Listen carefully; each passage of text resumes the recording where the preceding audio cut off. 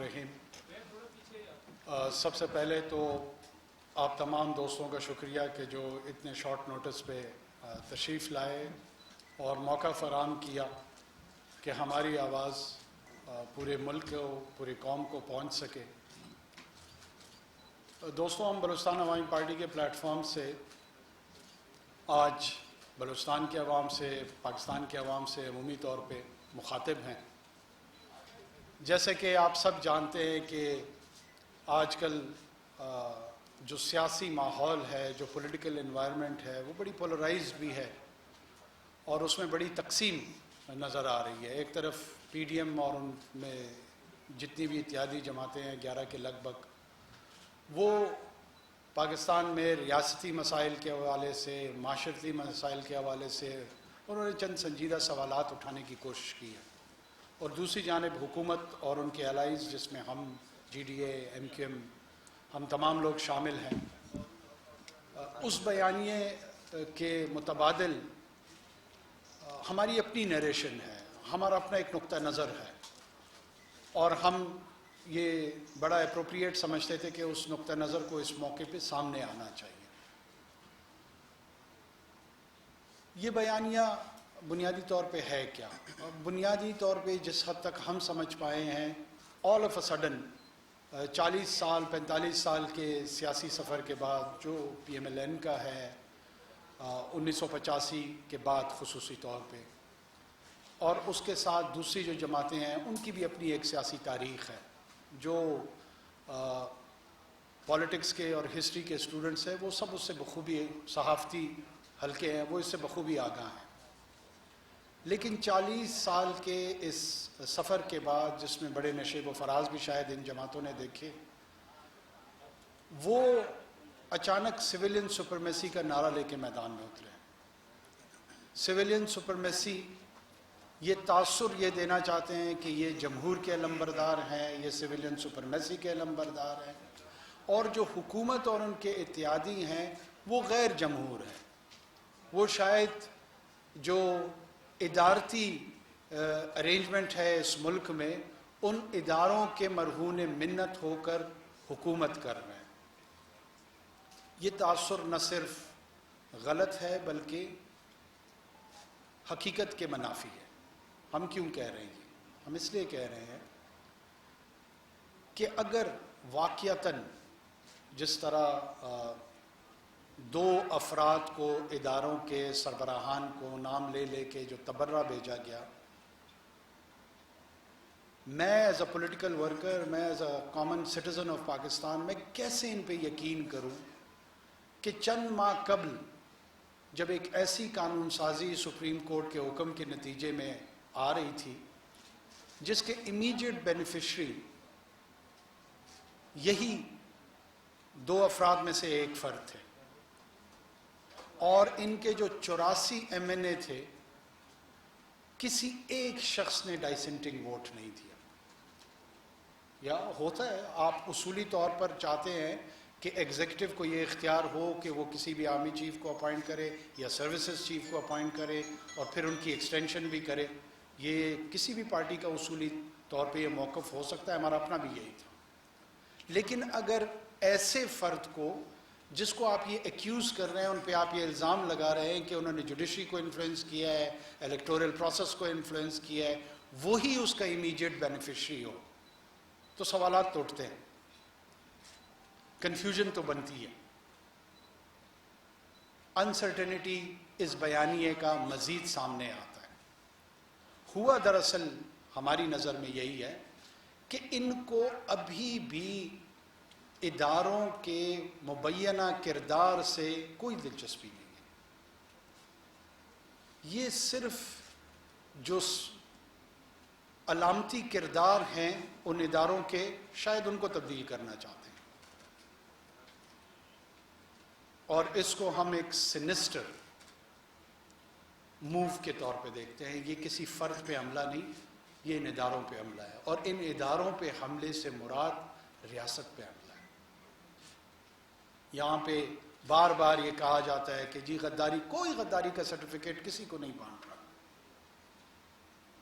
High treason جو ہے وہ ایک پروسیجر کے تحت اس ملک میں اس کے قوانین موجود ہیں. باقی سیاسی پوائنٹ سکورنگ کے لیے اگر کوئی اس کو کسی ایک بنیادی نقطے سے بچنے کے لیے اس کا استعمال کرے تو وہ کر سکتے ہیں. لیکن یہاں پہ نہ کوئی سرٹیفکیٹ بانٹنے جا رہے ہیں نہ کسی کو شوق ہے سرٹیفکیٹ بانٹنے کا. آرٹیکل 5 آف دا کانسٹیٹیوشن وہ ریکوائرمنٹ ہے اس کی کہ unconditional loyalty should be exhibited with the state. 6 سے پہلے 5 بھی ہے. تو یہ جو آرکیٹیکٹ تھے, جو ڈیزائنر تھے 1973 کے کانسٹیٹیوشن کے, انہوں نے یہ مد نظر رکھا ہوا تھا کہ اس معاشرے میں, اس ریاست میں کوئی فرد ایسا ہو بھی سکتا ہے جس کی لائلٹی ایٹ کوسچن ہو, ورنہ یہ آرٹیکل نہ رکھتے. یہ جتنی بھی دنیا میں نیشن سٹیٹس ہیں وہاں پہ یہ کوسچن موجود رہتا ہے لائلٹی کا. یہ جتنے مذاہب ہیں, جتنے فلسفے ہیں, جتنی سیاسی جماعتیں ہیں, جتنے آرگنائز سوشل گروپس ہیں, وہاں پہ element of loyalty is always there. اگر ہم اس وقت یہ سوال اٹھا رہے ہیں یا یہ سوچ رہے ہیں کہ جو ریجن کی پولیٹیکل سچویشن ہے جس میں ہندوستان نے سٹیزنشپ ایکٹ کے تحت جو کچھ اپنی مائنورٹیز کے ساتھ کیا, 370 کی نلیفیکیشن کے ساتھ جو کچھ کشمیر میں انہوں نے کیا, لداخ میں جو چائنا کے ساتھ سٹینڈ آف رہا اس میں جو ہندوستان کی سچویشن ایمرج ہوئی, بنگلہ دیش کے ساتھ ان کا کانفلکٹ آیا, نیپال کے ساتھ ان کا اختلاف آیا, اس پورے ریجن میں جب ہندوستان کی ریاست بہت عرصے بعد ریجنل آئسولیشن کی طرف جا رہی ہے اور انٹرنیشنل کرٹیسزم کا سامنا اس کو کرنا پڑ رہا ہے, واشنگٹن پوسٹ سے لے کے نیو یارک ٹائمز تک اتنے منفی پریس کوریج شاید ہی کبھی ہندوستان کی ہوئی. ایسی انوائرمنٹ میں آل آف اے سڈن اگر آپ پاکستان میں انٹرنل ڈائسنٹ کو اجاگر کر کے ایک موومنٹ کریٹ کرنا چاہتے ہیں جو کہ ہماری نظر میں کیوس کی طرف, ڈس آرڈر کی طرف, انتشار کی طرف آپ کو لے کے جا سکتی ہے, تو یہ سوال تو بنتا ہے کہ آخر اس کا بینیفیشری کون ہے.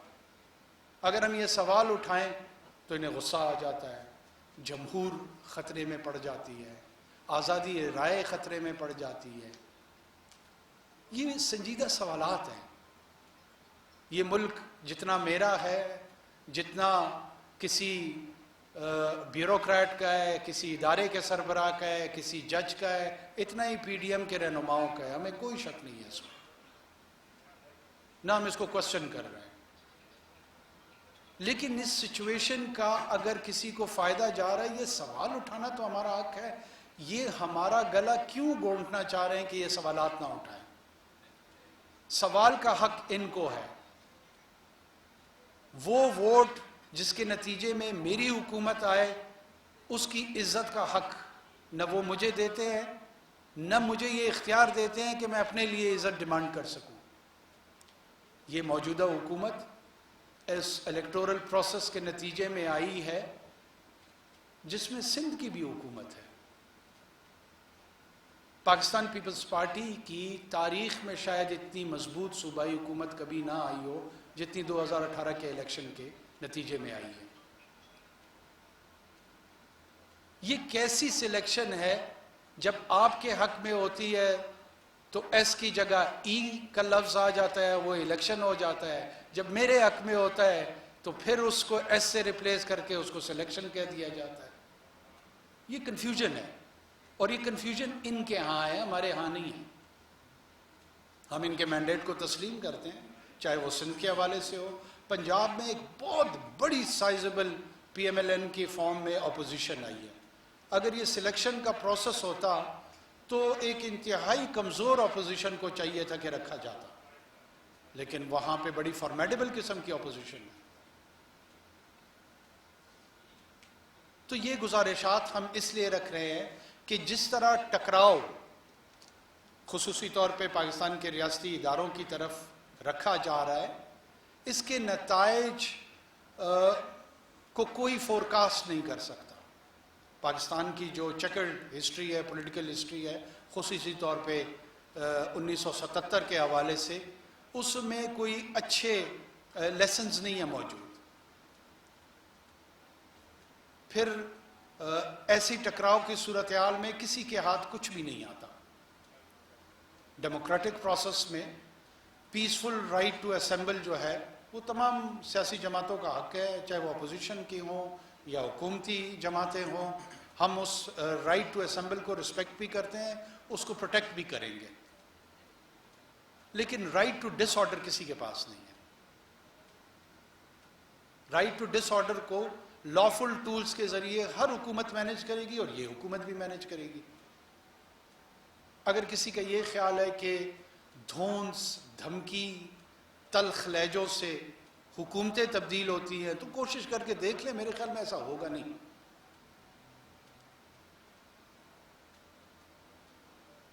ہمارے چند چھوٹے صوبوں سے بھی قیادتیں آئیں اور انہوں نے بھی اپنی بات خصوص طور پہ کراچی کے جلسے کے حوالے سے بھی رکھی، اور بڑے شاید تلخ و شیریں سوالات انہوں نے بھی اٹھائے. دیکھیں، بلوچستان میں آپ سب کو پتہ ہے کہ کانفلکٹ زون چل رہا ہے، اور وہاں پہ ہندوستان کا جو سرونگ آفیسر تھا کلبھوشن یادو، جو کہ را کے بہشت پہ صرف تصویریں کھینچنے نہیں آیا تھا، وہ دہشت گردی کی کارروائیوں کو ڈائریکٹ کرتا تھا، دہشت گردی میں ملوث تھا. وہ مختلف گروپوں کو کراچی اور بلوچستان کے اندر فلاں صاحب کو، فلاں گروہ کو، فلاں ادارے کے لوگوں کو ٹارگٹ کر کے دیتا تھا. ان پراکسیز کو جو B L F, B L A کی صورت میں وہاں پہ کام کر رہے ہیں، ان کو فائنینس کرتا تھا. اور وہ پاکستان کی سرزمین پہ اس کی اپریہنشن ہوئی ہے، ماشکیل کے پاس اس کی گرفتاری ہوئی ہے. It's an act of war. جب آپ کا کوئی سرونگ سولجر ہاسٹائل کنٹری میں جاتا ہے تو اس کو اعلان جنگ کہتے ہیں. ہندوستان نے بلوچستان کی سرزمین میں اعلان جنگ کیا ہوا ہے، اور اس میں بدقسمتی ہے ایسے لوگ ہمارے صوبے کے موجود ہیں جو ان قیادتوں کے رشتہ دار ہیں، ان کے بھائی ہیں، ان کے کزنز ہیں، وہ اس میں ملوث ہیں. چند دن پہلے اور ماڑا میں جس بے دردی کے ساتھ اور جس طریقے سے انسانیت کی تذلیل کی گئی، لاشوں کی بے حرمتی کی گئی، وہ لاشیں جلائی گئیں، ان آؤٹ فٹس کی جو بی ایل ایف اور براس کے نام سے آج کل کارروائیاں کر رہے ہیں، اور فخر کے ساتھ انہوں نے اس کو تسلیم بھی کیا ہے. یہاں پہ یہ کہتے ہیں کہ ہم فوج میں جوانوں کے ساتھ ہیں. اگر یہ واقعتاً ہوتے تو ان پوری قیادت میں کسی نے اورماڑا واقعے کی نہ تو کنڈیمنیشن کی، نہ کوئی تذکرہ کیا. کیوں نہیں کیا؟ اس لیے نہیں کیا کہ ان کو کوئی دلچسپی نہیں ہے عام جوان میں، نہ اس کی شہادت میں، نہ اس کے خون بہنے میں. اگر خدا نخواستہ اپنے گھر کا کوئی نقصان ہوا ہوتا، گھر میں چند گھنٹوں کے لیے داماد گرفتار ہوتا ہے تو پورے ملک میں ہی جان کی کیفیت پیدا کرتے ہیں. گرفتاری تھی، قانون کے تحت تھی، قانون کے تحت ضمانت بھی ہو گئی. لیکن وزیرستان میں، بلوچستان میں جو شہادتیں ہوئی ہیں، ان شہادتوں کے حوالے سے، اور ماڑا میں پھر دوبارہ تکرار کروں گا کہ 11 جماعتوں میں سے کسی جماعت نے اس واقعے کے حوالے سے کوئی گفتگو جو ہزاروں کا مجمع انہوں نے اکٹھا کیا ہوا تھا اس کے سامنے رکھنا کیا نہیں بنتا تھا؟ واقعی یہ ٹھیک کہتے ہیں کہ فوج اکیلی ہماری نہیں ہے، ان کی بھی ہے. تو جب آپ کی ہے تو تھوڑا سا اظہار یکجہتی تو بنتا ہی تھا. اس ریاست کی جو وفا ہے وہ تو بنتی تھی. آپ میرے لیے نہ کہیں، اپنے لیے کہیں، اپنے لوگوں کے لیے کہیں جو آپ کے فالوورز ہیں، بقول ہے آپ کے، اور یہ آپ درست کہتے ہیں کہ یہ ریاست کے ادارے ہیں۔ ہم صرف اور صرف ریاست کے ادارے اس چیز کے یقیناً پابند ہیں کہ جو کرنٹ ایگزیکٹو ہے، چاہے وہ پی ٹی آئی کی حکومت ہو، کل کو پی ایم ایل این یا جے یو آئی کی حکومت ہو یا پیپلز پارٹی کی حکومت ہو، فوج یا باقی ادارے یہ پابند ہے آئینی طور پہ کہ اس ایگزیکٹو کے سپورٹ میں رہیں اور جو حکم قانونی یہ جاری کریں اس پہ عمل پیرا ہوں۔ آپ کہتے ہیں کہ جی آپ اس حکومت کی بات کیوں مانتے ہیں؟ کیا یہ ان کانسٹیٹیوشنل ڈیمانڈ نہیں ہے؟ یہ کیا غیر آئینی انٹرونشن کے لیے دعوت نہیں ہے؟ آپ کیا بغاوت کی طرف اداروں کو اکساہٹ کی بو نہیں آ رہی؟ It's a smell to create mutiny which is very dangerous. انشاءاللہ یہ ہوگا نہیں، کیونکہ تمام ادارے اور ان سے جڑے ہوئے لوگ وہ پاکستان کے آئین کا حلف اٹھاتے ہیں، وہ پاکستان کے آئین کی پاسداری کر رہے ہیں، and we will ensure as a civilian political set up کہ اس کی وائلیشن کسی صورت میں کوئی بھی نہ کر پائے۔ ہم اس کے گارنٹور ہیں، ہم اس کے کسٹوڈین ہیں۔ بار بار تبرہ بھیجنا اور ان اداروں کو ایک مختلف تضحیکانہ جملے اس کے لیے استعمال کرنے کسی کی خدمت نہیں ہے۔ کاش اتنی توانائی آر ایس ایس کی ایکٹیویٹیز پہ فوکس ہوئی ہوتی اور اس کو اجاگر کیا ہوتا۔ کاش ہم پاکستانی ریاست اور معاشرے نے کشمیریوں کے ساتھ یکجہتی میں اتنی توانائی اکٹھی کی ہوئی ہوتی۔ کتنے جلسے اور جلوس انہی پارٹیوں نے 370 کی نلیفیکیشن کے بعد کشمیر کے حوالے سے کی۔ اگر ہیں تو آپ تمام لوگ صحافی ہیں، یقیناً ہمارے علم میں نہیں ہوگا، آپ کی معلومات ہم سے زیادہ ہوں گی۔ یہ اٹ ریفلیکٹس کہ کمٹمنٹ کیا ہے اور مسئلہ ہے کیا۔ مسئلہ یہ ہے کہ اس وقت بھی as we speak now Avenfield London میں 4 اپارٹمنٹس ہیں جہاں سے یہ موومنٹ لیڈ کی جا رہی ہے، اس کی منی ٹریل ابھی تک کسی کو نہیں پتا۔ اس میں کوئی شک نہیں ہے کہ میاں صاحب کو اقامے میں پنشمنٹ ہوئی ہے، لیکن اس میں بھی کوئی شک نہیں ہے کہ ان 4 اپارٹمنٹس کی منی ٹریل کسی کے پاس نہیں۔ آپ کو یاد ہوگا کبھی قطری خط پرووائڈ کیا گیا، پھر اس کو وڈرا کیا گیا۔ آج بھی اگر کسی کے پاس ہے اچھی بات ہے، میں پرووائڈ کر دیں، کریڈیبلٹی بڑھ جائے گی۔ بتائیں کہ سورس آف انکم کیا تھا ان 4 اپارٹمنٹس کو خریدنے کا، اور شہباز صاحب کے اکاؤنٹ سے جس طریقے سے لانڈر ہو رہی ہے منی، ہوئی ہے، بلکہ ہو رہی نہیں ہے، ہوئی ہے 23 ارب کے لگ بھگ۔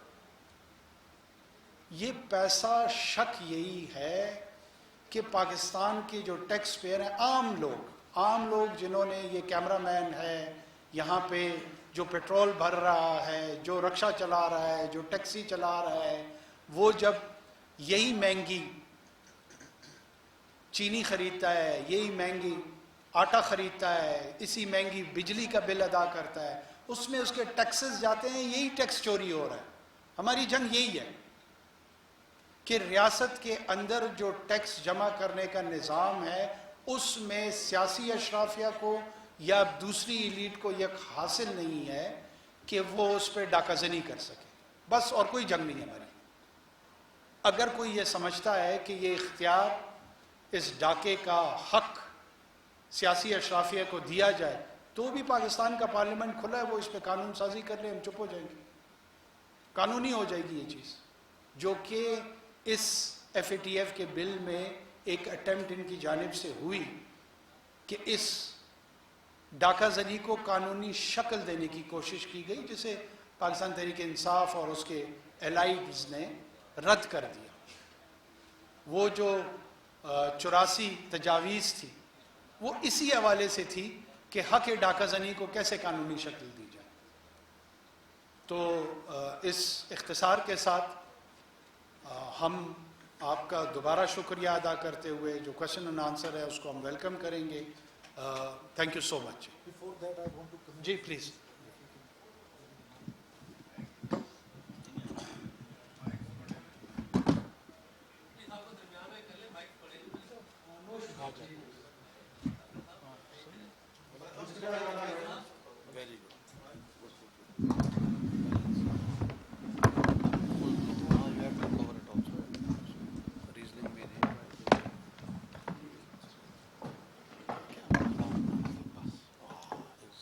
Thank you so very much جی. ویسے تو انوار صاحب نے کاکڑ صاحب نے آلموسٹ ہر چیز کو کور کیا ہے. میں آپ کی توسط سے پاکستان کو بتانا چاہتا ہوں, پاکستان کے لوگوں کو, کہ بنیادی طور پر یہ جو پی ڈی ایم کی تحریک سٹارٹ ہوئی ہے وہ اس بات پہ سٹارٹ ہوئی ہے کہ یہ الیکشنز انجینئرڈ تھے. تو بلوچستان کے حوالے سے میں باقی تو سندھ کا جس طرح مثال دے دی کاکڑ صاحب نے, بلوچستان کے حوالے سے میں گزارش کرنا چاہتا ہوں کہ 4 جماعتیں ہیں جو پی ڈی ایم کا حصہ ہیں اور جو بنیادی طور پر اس بات پہ ایجیٹیشن کر رہی ہیں کہ یہ الیکشنز انجینئرڈ تھے. وہ کون کون سی جماعتیں ہیں؟ پی کے میپ, محمود خان چغزی صاحب اس کے سربراہ ہیں. جے یو آئی ایف ہے جو بڑی ایک اچھی ویلیوبل سائز رکھتی ہے بلوچستان میں. اس کے بعد نیشنل پارٹی ہے, ڈاکٹر عبدالمالک بلوچ صاحب اس کو ہیڈ کرتے ہیں, اور اس کے بعد بی این پی ہے جس کو اختر مینگل صاحب ہیڈ کرتے ہیں. یہ 4 جماعتیں. ہسٹوریکلی بلوچستان میں جتنے بھی الیکشنز ہوئے ہیں ان تمام جماعتوں نے آپس میں الیکشن لڑے ہیں. یعنی نیشنل پارٹی اور بی این پی مینگل ہمیشہ آپس میں مد مقابل رہے ہیں, کبھی وہ جیت جاتے ہیں کبھی وہ جیت جاتے ہیں. 99% یہی رہا ہے. اسی طرح جے یو آئی ایف ہماری پشتون بیلٹ میں جے یو آئی ایف اور پی کے میپ آپس میں مد مقابل ہوتے ہیں. تو یہ انہوں نے ایک دوسرے کے ساتھ انجینئرنگ کی ہوگی. آج بھی ویلیوبل سائز جو ہے وہ پی کے میپ اگر مائنس ہوئی ہے 2013 میں تو اس کی جگہ باپ نے نہیں لیے, اس کی جگہ پی ایم ایل این نے نہیں لیے, اس کی جگہ کسی اور جماعت نے نہیں لیے, اس کی جگہ جے یو آئی ایف نے لیے. سملرلی اگر نیشنل پارٹی مائنس ہوئی ہے تو اس کی جگہ بی این پی مینگل نے لیے. تو یہ ایک دوسرے کے خلاف جو ایجیٹیشن کر رہے ہیں, مجھے سمجھ نہیں آتی ہے کہ ایک ہی سٹیج پہ کھڑے ہو کے کہتے ہیں الیکشن انجینئرڈ ہے. تو اس کا مطلب ہے کہ بی این پی مینگل کے لیے انجینئرڈ ہوئے تھے, نیشنل پارٹی کا یہ موقف ہونا چاہیے. اسی طرح پی کے میپ کو ہونا چاہیے کہ جے یو آئی ایف نے انجینئر کیے تھے. تو یہ صرف اور صرف بلوچستان میں ہمیشہ جس طرح کاکڑ صاحب نے کہا, نہ کسی کو محب وطن کہنے کا کوئی حق ہے, نہ کسی کو غدار کہنے کا, نہ ہم غداری کا کوئی سرٹیفکیٹ کوئی کسی کو دے رہا ہے. ان کو خود شوق ہو رہا ہے اگر غدار ہونے کا تو ہوتے رہے 100 دفعہ ہو جائے, جیسے ان کے بھائی غدار ہے. تو یہ اب وہ دنیا کو پتہ ہے. میں اس انسرجنسی پہ دوبارہ نہیں جانا چاہتا بیکاز یہاں فوکس میں اس پہ رکھنا چاہتا ہوں. اور یہ ایک چھوٹا سا پوائنٹ تھا جو انوار صاحب سے رہ گیا تھا, میں نے کہا میں اس کو کلیئر کر دوں. اب کویشچن آنسرز کے لیے اب سارے دوست حاضر ہیں. یہ ایک دوسرے کے خلاف ہی ایجیٹیشن کر رہے ہیں, مختصر سی بات ہے. اجازت ہو تو سر دو سر ایک تھوڑا ایڈ کر دیں. مچھی صاحب کچھ کہنا چاہتے ہیں. شکریہ جی.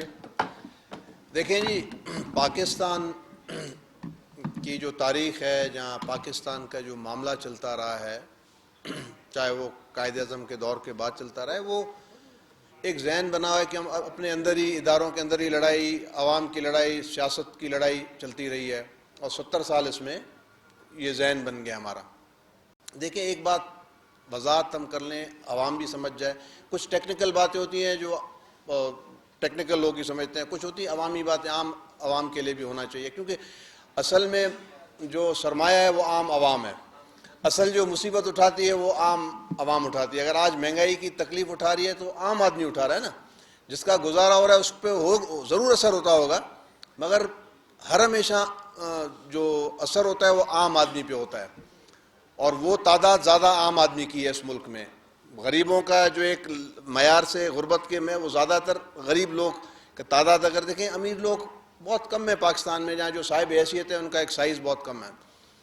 اب بات یہ ہے کہ ہم ہر ہمیشہ بھول جاتے ہیں کہ ہماری عوام کیا چاہتی ہے, عوام کے لیے بہتر کیا ہے. ہم اپنی جب باتوں میں آ جاتے ہیں تو ہمارا فوکس چلا جاتا ہے انٹرنیشنل لیول کی طرف زیادہ چلا جاتا ہے, اور ٹیکنیکل باتوں کی طرف, اداروں کی جنگ کی طرف جاتا ہے. عوام ہر ہمیشہ رہ جاتی ہے.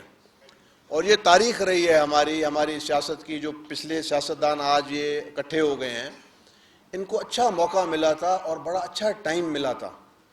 ایک دفعہ غلطی ہو گئی آپ سے, آپ ٹھیک نہیں چلا سکے, اگلے 2-3 سال میں ٹھیک ہو جاتے. ٹھیک ہونے کا موقع آدمی کو 1 سال میں، 2 میں، 3 میں، 4 میں سمجھتا ہوں اپنی غلطیوں سے سیکھ کر یہ جو ساری آج باتیں ہو رہی ہیں، پچھلے 20-30 سال بڑے موقع مل گئے تھے کہ ان چیزوں سے نکل جاتے ہیں، مگر جب اپنی باری آتی ہے تو پھر وہ سوچ جو ہے اپنے ارد گرد گھومتی ہے. یہ مصیبت ہے اس پاکستان کے اندر. وہ جو سوچ اب آج کام کر رہی ہے، یہ اگر اس دور میں کام کر لیتی تو میں سمجھتا ہوں آج یہ نوبت آتی ہی نہ. یہ ہماری عادت رہی ہے 70 سال سے، جس سے ابھی بھی ہم نہیں نکل پا رہے ہیں. رہی بات کہ بار بار ادارہ فوج فوج فوج، بھائی یار فوج کون سی؟ انڈیا کی فوج ہے، پاکستان کی فوج ہے، پاکستانی اس میں آتے ہیں، اور یہ ادارہ اس ملک کا حصہ ہے، اس کے ٹیکس سے چلتا ہے. اس سے اگر مل لیں، بات کر لیں. اب اگر فوج سے کوئی خامی ہوگی تو سویلین نے بھی اپنا حصہ ڈالا ہے اس میں خامی کرنے میں. دعوتیں تو سویلین نے دی ہیں ان کو. جتنی جماعتیں آج بنی ہیں، ایک جماعت ثابت کر لے کہ ان کا تعلق نہیں رہا. آج کہتے ہیں جی آج ہم ٹھیک ہیں، مگر اثرات تو ہیں. کچھ بیماری کے اثرات جو ہیں وہ کافی عرصہ چلتے ہیں. وہ سمجھتے ہیں جی اب ہم تبدیل ہیں، مگر ان کے اثرات رہیں گے. جب جا کے ہم اس سے پورا پروسیس کے بعد ہم نکلیں اور ایک ایسا نیشن بنے کہ ہر چیز اپنی جگہ پہ کام کرے، سیاستدان اپنا کام کرے، سیاستدان دعوت نہ دیں ان کو، تو اس میں ٹائم لگے گا. یہ ایک دن کے اندر یہ ٹھیک کرنے آئے ہیں، یہ ایک دن میں ٹھیک نہیں ہوگا. دوسری بات یہ کہ دیکھیں ہماری لڑائی اس وقت انڈیا کے ساتھ شدت پر، پہلے جنگ ہوتی تھی، لڑائی ہوتی تھی، وہ زیادہ آسان تھی. اب زیادہ خطرناک لڑائی ہے اس وقت ہماری انڈیا کے ساتھ. اور اس وقت انڈیا کے اندر جو ذہن بنا ہوا ہے، اتنا خطرناک ذہن ہے. جو انٹرویوز آ رہے ہیں ان کے منسٹرز کے، ان کے لوگوں کے، وہ مسلمان کے نام سے نفرت کھاتے ہیں. اور ہم کیا یہاں پہ پروجیکشن دے رہے ہیں؟ آج کی جو صورتحال ہے انٹرنیشنل لیول پہ ایک آ جائے گی. یہ جنگ بعد اب اس وقت اگر کچھ عرصہ ہمیں بڑا اچھا موقع ملا تھا. ہماری میٹنگ ہوئی تھی ساری پارٹیز کی، آرمی چیف بھی بیٹھے تھے اس میں، آپ کے ISI کے چیف بھی بیٹھے تھے، اور سارے ہیڈ بیٹھے تھے. وہاں پہ میں نے ان کو ریکویسٹ کیا سب کو کہ جی آج موقع ملا ہے، آپ لوگ بیٹھ کے معاملے کو حل کریں، 70 سال کی بیماریوں سے نکلیں. اور وہ 12:30 بجے تک وہ میٹنگ چلی. مگر نتیجہ یہ نکلا کہ اس کے بعد فوراً ہم اچھی طرف جاتے، دوسرے دن اس میٹنگ کو بڑھا دیتے، 2-3 دن اور ہم اس ڈیبیٹ کو چلا دیتے، تو میں سمجھتا ہوں بہتری ہوتی. مگر کیا مسئلہ کیا ہے کہ ہم اس بیماری سے نہیں نکل رہے جو 70 سال کے اندر ہمارے اندر آ گئی ہے. پھر بڑوں سے چھوٹوں میں آتی ہے. اب ٹائم آ گیا ہے کہ میرے خیال فیصلہ کن ماحول ہو.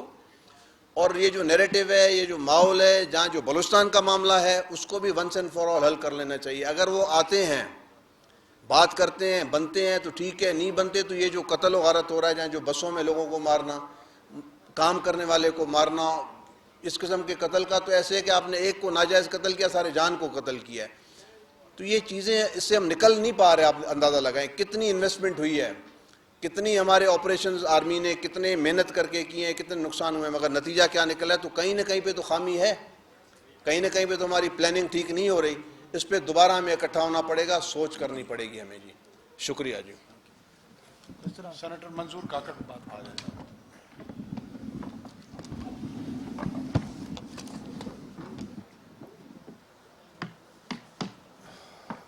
بسم اللہ الرحمن الرحیم. باتیں تو ہمارے تمام آنریبل دوستوں نے کی ہے، لیکن یہ جو APC بلائی، کس لیے بلائی، APC کا بنانے کا جو ایک دم اچانک خیال آیا، کیوں آیا؟ APC میں اگر آپ نے دیکھا ہو، APC میں مہنگائی کے حوالے سے، عوام کے حوالے سے کوئی بات نہیں ہوئی. APC میں بھی انہوں نے ایک دوسرے کو سپورٹ کرنے کا جو ہے ایک میٹنگ کال کی ہے، APC بنائی. APC کے بعد انہوں نے PDM بنایا، پیسہ دباؤ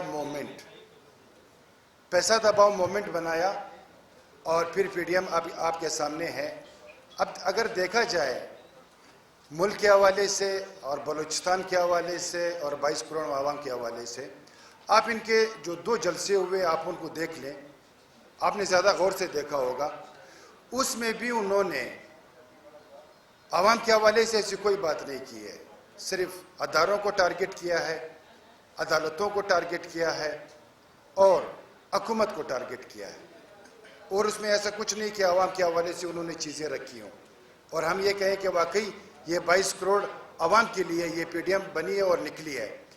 بلوچستان کے حوالے سے دوستوں نے بہت تفصیل بات کی، لیکن خاص کر اس وقت جو ایک مین ہمارا سیپک ہے، ون بیلٹ ون روڈ، اس کے حوالے سے جیسے کہ بلوچستان میں حالات پیدا کیے جا رہے ہیں صرف اور صرف سیپیک کو روکنے کے لیے. پاکستان کا مستقبل بلوچستان سے وابستہ ہے، سیپک سے وابستہ ہے. اس لیے وہ قوتیں جہاں پہ بار بار ذکر ہوا، جیسے کہ انڈیا کے حوالے سے ہو، جیسے اسرائیل کے حوالے سے ہو، وہ کبھی بھی یہ نہیں چاہیں گے کہ سیپک بنے، بلوچستان ترقی کرے، پاکستان ترقی کرے.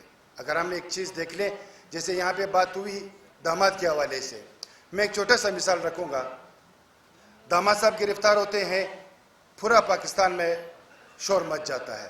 لیکن اگر ہم دیکھ لیں، جیسے کہ ایک واقعہ پیش آیا تھا اے ٹی ایم کارڈ والا، جو ایک دماغی توازن ٹھیک نہیں تھی کسی کی، ایک ہمارا بھائی تھا جو فوت ہوا، اس کے حوالے سے تو انہوں نے کبھی بھی کوئی ریلی نہیں نکالی، نہ کوئی بات کی ہے، کیونکہ وہ تو ایک بڑے گھر کا داماد تھا، گرفتار ہوا جیسے بھی تھا، اور آپ کے سامنے تھا کہ کیوں گرفتار ہوا، وجوہات کیا تھے گرفتاری کی. تو تھینک یو سو مچ. جی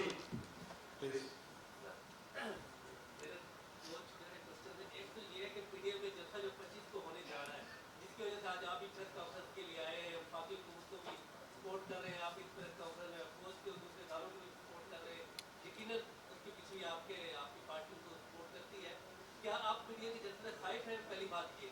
دوسرا کوشچن میرا یہ ہے کہ بلاول بھٹو زرداری جو ہے تو بلتستان کے انتخابات کی وجہ سے کوئٹہ کے جلسے میں شریک نہیں ہو رہے.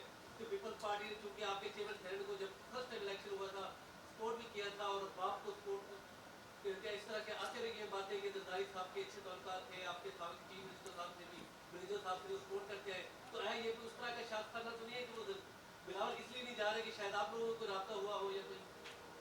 دیکھیں، سب سے پہلے میں بلاول صاحب کا ترجمان نہیں ہوں، یہ سوال ان کے ترجمان سے ہونا چاہیے. مجھے تو ان کے موٹیوز کا، ان کے موقف کا، اور یہ سیاسی اور اخلاقی طور پر درست بات نہیں ہوگی کہ میں ان کی ترجمانی شروع کروں. اگر وہ میں اس پوزیشن میں ہوتا، میں یقیناً اس کی وضاحت کرتا. بہتر یہ ہوگا کہ آپ یہ سوال ان سے ڈائریکٹ کریں یا ان کے کسی پارٹی کے بندے سے کریں. جہاں تک خائف ہونا ہے، جب بھی سیاسی جماعتیں اجتماع کرتی ہیں، کسی بھی حکومت کی یہ آئینی ذمہ داری ہوتی ہے کہ وہ سیکیورٹی کے حوالے سے ارینجمنٹس کرے، وہ عام لوگوں کی جو زندگیاں ہیں ان کو پروٹیکٹ کرنے کی ایک آئینی ذمہ داری بھی ہے. ہمارے ہاں لوگوں کے ذہنوں میں یہ سیاسی پولیٹیکل سٹوری نہیں رہتا ہے کہ یہ ڈر گئے ہیں، خوفزدہ ہو گئے ہیں، وداؤٹ ریئلائزنگ کہ حکومتوں کی چند ذمہ داریاں بھی ہوتی ہیں، اور وہ ذمہ داری بہر کیف آپ کو پوری کرنی ہوتی ہے. چاہے وہ اجتماع مذہبی ہو، چاہے وہ اجتماع سیاسی ہو. اور آج کل چونکہ پینڈیمک کی بھی صورت ہے، وبا کی بھی صورت ہے، اس کا بھی ظاہر مینجمنٹ وہ کسی بھی حکومت کی ذمہ داری میں ہوگی. کوئی حکومت یہ نہیں کہہ سکتی کہ خدا نخواستہ یہ اپوزیشن میں پھیلتی رہے، حکومتی حلقوں میں تو نہیں پھیل رہی. بڑی بچگانہ قسم کی اپروچ ہے. ہم خائف نہیں ہیں، ہم اویئرڈ ہیں، ہمیں اپنی ذمہ داریوں کا احساس ہے، اور اس ذمہ داریوں کو صوبائی حکومت بھی اور وفاقی حکومت دونوں پورا کریں گی انشاءاللہ. اور کوشش کریں گے کہ اجتماع پیسفل انداز میں ہو. اپنا پروٹیسٹ کریں، رجسٹر لوگوں کے سامنے جو ان کا رائٹ ٹو ایکسپریس ہے اس کو ایگزیبٹ کریں، بتا سکیں، اور اس کے بعد یہ اپنی منزل کی طرف پرامن انداز میں چلے جائیں. اس کو انشور کرنا ہے. That's it. جی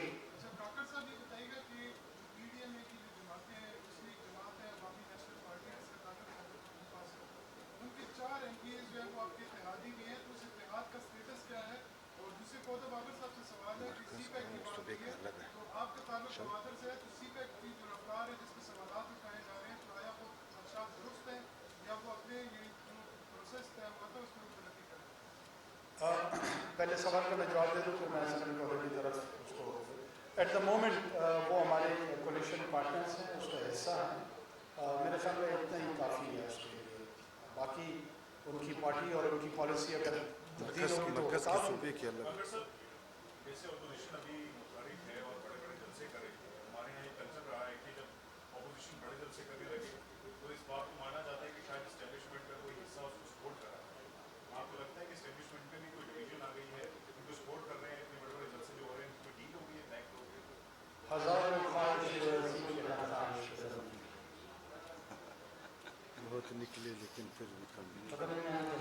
یہ PDM کے خواہشات میں سے ایک خواہش، یہ وشفل تھنکنگ، یہ ان کی چاہت، یہ ان کا دیرینہ خواہش. دیکھیے یہ آرگنائزڈ انسٹیٹیوشنز ہیں، اور آرگنائزڈ انسٹیٹیوشنز یہ وار لارڈزم میں ہے، افغانستان میں ہے کہ دوستم صاحب ایک طرف چل پڑے تو عبداللہ صاحب دوسری طرف چل پڑے. ہم نے یہ افغانستان کے اندر دیکھا ہے. پاکستان ایک اسٹیبل نیشن اسٹیٹ ہے، اور اس کے اندر جتنے بھی فیصلے ہوتے ہیں، بعض اوقات تاریخی تناظر میں درست فیصلے بھی ہوتے ہیں، بعض اوقات نہیں بھی ہوتے، لیکن اس قسم کی انسینیشن دینا، اس قسم کی اشارے دینا، وہ بیسک اسٹیٹ اسٹرکچر پہ حملہ ہو رہا ہے. اسی لیے تو ہم اس بیانیے کو ریزسٹ کر رہے ہیں کہ یہ افراد پہ نہیں، اداروں پہ ہے. Thank you. ذرا یہ جواب دیں. جی، آپ کا سوال سی پیک سے متعلق تھا. میں چونکہ خود گوادر سے ہوں تو بہت سارے لوگ یہ مجھ سے پوچھتے رہتے ہیں کہ یار سی پیک کا رفتار بڑا سلو ہو چکا ہے آج کل، سننے میں آتا ہے. لیکن حقیقتاً اگر کوئی جا کر دیکھے، ہم جب سے ہماری پولیٹیکل پارٹی بنی ہے اور جب سے ہم سینٹ میں آئے ہیں سارے دوست، تو ہم نے یہاں پر آ کر یہ چیز محسوس کیا تھا ضرور کہ اس وقت گوادر کی باتیں تو کی جاتی تھی لیکن ہم کام کچھ نہیں ہوتا تھا. جیسے گوادر انٹرنیشنل ایئرپورٹ صرف کاغذوں میں تھا، اس کا کام نہیں سٹارٹ ہوا. اسی گورنمنٹ نے آ کے سٹارٹ کروایا، بلوچستان گورنمنٹ نے، ہم نے سب لوگوں نے اس کے لیے جدوجہد کی اور ان سے سفارشیں کی کہ کام شروع کرے جائیں. اسی طرح سے گوادر پورٹ جو تھا، اتنے سالوں سے پورے پاکستان کے لوگوں کو دھوکہ دیا جا رہا تھا کہ گوادر پورٹ جو ہے وہ ٹیکس فری ہے، لیکن اسی گورنمنٹ میں آ کر اس کو ٹیکس فری کیا گیا. جو اندھیرے میں رکھا گیا تھا لوگوں کو، اس کو اندھیرے سے نکالا. اسی طرح سے ووکیشنل ٹریننگ سینٹرز ہیں وہاں، اب ان پہ کام شروع ہوا ہے، وہ بھی اسی گورنمنٹ میں شروع ہوئے ہیں. سی پیک کے مد میں، گرانٹ کے مد میں چائنا کے شروع ہوا ہے. اسی طرح سے اب جو پاور پلانٹ ہے وہ بھی آخری مراحل میں، اور انشاءاللہ وہ بھی جلد شروع ہو جائے گا. اور ایکسپریس پہ روڈ ہے وہ بھی جلد شروع ہو جائے گا. اسی طرح سے اگر آپ گوادر کا نقشہ جا کر دیکھیں، اولڈ ٹاؤن پہ کام ہو رہا ہے، بہت ساری چیزوں پہ کام ہو رہا ہے. مجھے لگتا ہے کہ یہ بھی لوگوں کے ذہنوں میں بات نکلنی چاہیے کہ سی پیک سست روی کا شکار ہوا ہے. اگر کوئی آ کر عملی طور پہ وہاں دیکھے تو سی پیک زیادہ تیز ہوا ہے. انوائٹ کرتا ہوں کہ آ کر دیکھیں آپ لوگ وہاں پر سارے. آپ نے ذکر کیا کہ داماد کو گرفتار کیا گیا تو ہلا گلا مچ گیا، تو وفاقی حکومت پریشان تو لگ رہی ہے کہ ان کے دروازے توڑ کے ہوٹل ایکسپریس پر گرفتاری اس سے ہوئی جسے دہشت گرد گرفتار کیا گیا ہے. ظاہر تو سندھ حکومت ہے، لیکن آپ کو بھی پتا ہے کہ آئی جی کو کون لے کے گئے، سب کہہ رہے ہیں وفاقی حکومت پریشان ہے. دیکھیں، سندھ حکومت پہ میں بات کو شروع وہاں سے کرتا ہوں. کل رات ایک پروگرام میں تاج عادل صاحب نے، سید علی صاحب نے، تبلیغ اس مسئلے کے دو پہلوؤں کو اجاگر کیا. ایک پہلو یہ ہے کہ قائد اعظم محمد علی جناح کے مزار پہ جو ہلڑ بازی ہے، سیاسی نعرہ بازی ہے، اگر وہ یہ کوئی بھی شخص کرتا ہے، کیا وہ قابل مذمت عمل ہے، پسندیدہ عمل ہے؟ انہوں نے پبلک پوزیشن دی کہ درست عمل نہیں ہے. انہوں نے کل ایک پروگرام میں کہا کہ وہ ہمارے معزز مہمان ہیں، لیکن مہمان کا یہ عمل بڑی ہمارے لیے آکورڈ سچویشن کریٹ ہے. یہ میں نہیں کہہ رہا، یہ ان کا موقف. پاکستان میں ایک آرڈیننس پاس ہوا ہے قائد اعظم کے مزار کی تقدس کے حوالے سے، تعظیم کے حوالے سے. جب اس کی وائلیشن ہوگی لوگوں کو دکھ ہوگا. دس از سو نیچرل. اگر آپ ان کی گرفتاری کا جو پہلو ہے یا جس انداز میں ہوئے ہیں اس پہ اتنے سیخپا ہو رہے ہیں، تو وہیں پاکستان کے جو مزار ہے اگر وہاں پہ بے حرمتی یا ہلڑ بازی کی جاتی ہے تو دو جملے اس کے بھی کہتے ہیں. اب اس کو بیلنس رکھنا چاہیے. ایک تو وہ گرفتاری سندھ پولیس نے کی ہے اور انہوں نے ریکارڈ پہ ٹویٹ کی. اس کو یہ تعصب دینا کہ جی آپ کو بھی پتا ہے یا دوسروں کو، کسی کو ہمیں کچھ نہیں پتا. ریکارڈ یہ کہہ رہے ہیں سندھ پولیس نے ایف آئی آر جو کہ رجسٹر ہوئی اس عمل کے خلاف، اس کے تحت ان کو گرفتار کیا. یہ گرفتاری قانونی عمل تھا. پھر اس کے بعد کورٹ میں وہ اپیئر ہوئے، وہاں ان کو بیل ملی، یہ بھی قانونی عمل تھا. اس میں اتنی ہی جان کرنے والی بات ہے. مجھے یہی عرض کر رہا ہے، آپ ایک عمل کرتے کل کو میں کرتا ہوں. क्या एक्सक्लूसिव राइट इन 22 करोड़ लोगों में किसी के पास है? चीफ जस्टिस पाकिस्तान के पास है, आर्मी चीफ के पास है, प्राइम मिनिस्टर के पास है, प्रेसिडेंट के पास है, सहाफ़ी PFUJ के प्रेसिडेंट के पास है कि वो जाए उधर हुलड़बाजी करे और उनको एग्जेम्प्टेड? अगर है तो बता दें। अच्छा, दूसरी जानिब एक वीडियो वायरल की जा रही है कि जी इमरान खान साहब के कारकुनान ने भी उसी तरह की हुलड़बाजी की। इसमें कोई शक, मैंने भी वो वीडियो देखी। अगर इमरान खान साहब उस वक्त खुद नाराबाजी कर रहे होते, गैल्वेनाइज कर रहे होते, मुतहर्रिक कर रहे होते अपने कारकुनान को, तो आज उनके पास कोई इखलाकी जवाब नहीं था। इमरान खान साहब वहाँ पर फातिहा खानी के लिए गए और बहुत सारे कारकुनान वहाँ पे जमा होते हैं और उन्होंने वहाँ पे नाराबाजी की। कर लेती उस वक्त की हुकूमत उनके खिलाफ FIR है, क्यों कानून पे अमल दरामद नहीं होती? ये वीडियो वायरल करने का क्या जवाब है? इमरान खान की हुकूमत तो नहीं थी उस वक्त, जब वो फातिहा खानी के लिए गए, अगर PTI की हुकूमत थी फिर तो ठीक, तो हुकूमत स्वयं हुई थी, क्यों नहीं इन्होंने कानून पे अमल किया? ये जवाब तो उनसे बनता है। इदारों के खिलाफ जो हर्जासाई हो रही है, क्या आप उनकी ज़बान और बयान पर पाबंदी का मुतालबा करेंगे? देखिए, मैं ज़बान और बयान पे पाबंदी का मुतालबा तो नहीं करूँगा, लेकिन मैं इनकी फ़िक्र, ज़बान, बयान की तस्हीह और हिदायत की दुआ ज़रूर करूँगा कि अल्लाह ताला इनको हिदायत दे। ये तीन मरतबा इस रियासत में इन इदारों के साथ मिल के इस माशरे ने अपना मुस्तक़बिल, इस रियासत ने अपना मुस्तक़बिल इख्तियार नहीं किया। आज अगर ये जिस सियासी और माशी मकाम पे हैं, ये इसी प्रोसेस की बदौलत है। मेरे ख्याल में इस रियासत से, इस माशरे से वफा का तकाजा है कि अपनी सोच को रिविज़िट करें। ये कॉन्कर करना चाहते हैं, ये फतह करना चाहते हैं, ये शायद मफतूआ समझते हैं इन इदारों को कि हम मफतू कर लेंगे। मैं वाज़ेह ऐलान करता हूँ कि शिकस्त हो, ये इदारे फतह नहीं हो सकते। अगर किसी की ये ख्वाहिश है कि वो फातेह इदारा बनेगा, तो ये ख्वाहिश लेके वो इस दुनिया से रुखसत होगा। Thank you.